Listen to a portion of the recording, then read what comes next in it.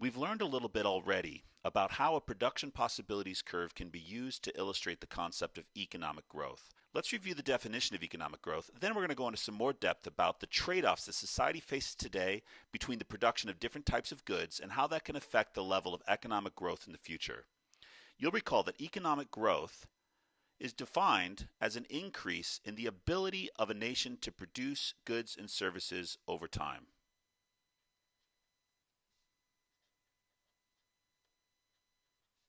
You've already learned that in a production possibilities curve model, economic growth can be illustrated as a shift outward in the nation's PPC over time. In the graph on our left here, economic growth would be shown as a shift from the white curve to the pink curve.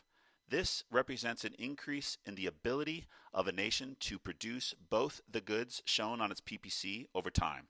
The question we want to discuss is, what are the sources of economic growth, and how does a nation's decision about how to allocate its resources today affect its level of potential output in the future? To help us answer this question, we're going to put some different goods on our production possibilities curve here.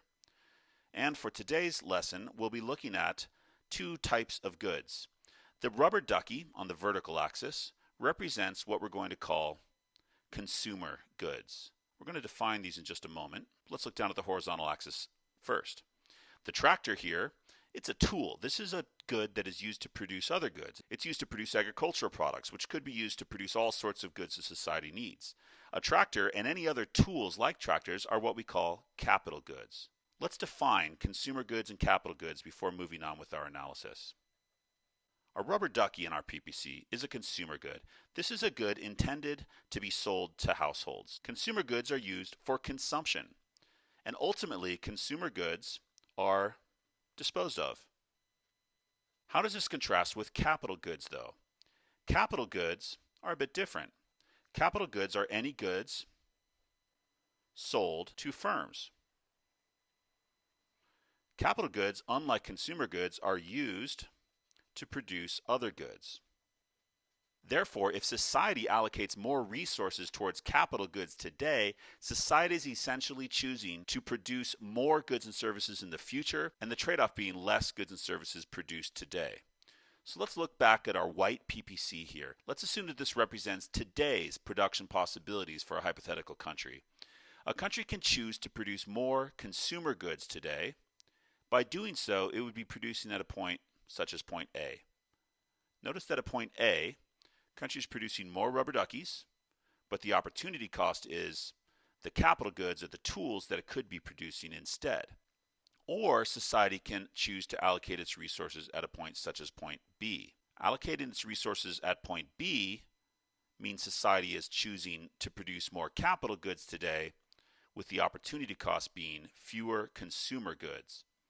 Notice that if a country were to move from point A to point B, it would give up all these rubber duckies, all the toys, all the consumer goods that it could have produced if it had chosen to produce at point A instead. So this is the opportunity cost of producing at point B. Now, what if society moved in the other direction and chose to produce more consumer goods today? What if society went from point B to point A, in other words? Well, in that case, the opportunity cost would be the capital goods that it could have enjoyed if it had chosen to produce at point B. The PPC once again illustrates this very basic concept of opportunity cost. It shows us what is given up in order to have anything. So let's do some analysis over here of the consequences of this country choosing to produce at point A or choosing to produce at point B. What happens if society chooses to allocate more resources towards consumer goods today? Essentially, what it's choosing is current consumption of goods and services over future consumption. What do I mean by this? Essentially, by producing at point A, society is giving up all those capital goods that could have been used to produce other goods in the future. Therefore, society is choosing a higher standard of living today rather than a higher standard of living sometime in the future. Let's contrast that with point B on our production possibilities curve. If society chooses to allocate more resources towards capital goods today, society is choosing future consumption over current consumption. What do we mean by that? By allocating more of its scarce resources towards capital goods and tools and equipment and technology that can be used to produce other goods today, society is giving up the current consumption that it could enjoy by producing more toys or consumer goods today. The benefit, though, the benefit of producing more capital goods today is likely to be higher rates of economic growth in the future. Why is that the case? Because capital goods are those things which are used to produce other goods. Capital is a factor of production. Consumer goods are not a factor of production. Consumer goods are fun to consume. They're fun to enjoy. We love playing with our toys, but ultimately they get consumed and thrown away. Capital goods aren't quickly disposed of. They instead are used in factories, they're used in the fields, they're used in the mines, they're used in all the different ways that we produce goods and services that society benefits from. By allocating more resources towards capital goods today, a country would be choosing future consumption over current consumption. Now, to illustrate this concept, we can look at some real-world data. What I'm about to show you is some data for two countries that shows how those countries are choosing to allocate their resources today. We can then compare the rates of economic growth over the last 15 years to show that one of those countries has in fact experienced higher rates of economic growth. Let's look at our data first. Here we've got the output data of two countries, China on the left and the United States on the right. What can we learn from this information? First, let's look at China. Notice that in 2016, the year for which this data applies, China invested 43% of its entire GDP. What does that mean? It means that $43.7 out of every $100 spent in China was spent on capital goods. Compare that to the level of consumption in China. Only 37% of China's total spending went towards household consumption. China is choosing to allocate more of its resources towards the production of capital goods than it is towards the production of consumer goods. Let's look over at the United States. In the United States in 2016, only 15.9% of total spending went towards capital goods. On the other hand, 68.6% of America's total spending went towards, you guessed it, household consumption.